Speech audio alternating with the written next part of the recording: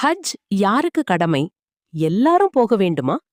ஹஜ் series part 2. இந்த தகவல்களை தொடர்வதற்கு முன்னால் பார்ட் 1 பார்க்காதவர்கள் மறக்காமல் அதை பார்த்து தெரிந்து கொள்ளுங்கள். அப்போதுதான் ஹஜ்ஜின் கடமைகள் குறித்த முழுமையான புரிதல் கிடைக்கும்.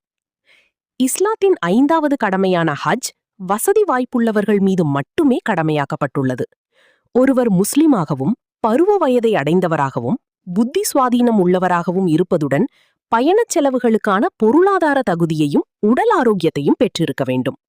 குறிப்பாக ஹஜ் பயணம் முடிந்து திரும்பும் வரை குடும்பத்தின் தேவைகளை பூர்த்தி செய்யும் அளவிற்கு பொருளாதார தன்னிறைவு பெற்றிருப்பது அவசியம்.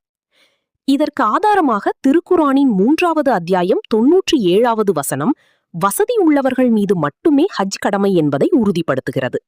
மேலும் புகாரி 8 மற்றும் முஸ்லிம் 16 ஆகிய ஹதீஸ் நூல்களில் இஸ்லாத்தின் தூண்களில் ஒன்றாக ஹஜ் குறிப்பிடப்படும் போது வசதி வாய்ப்புள்ளவர்கள் என்கிற நிபந்தனை மிக முக்கியமாக சொல்லப்பட்டுள்ளது.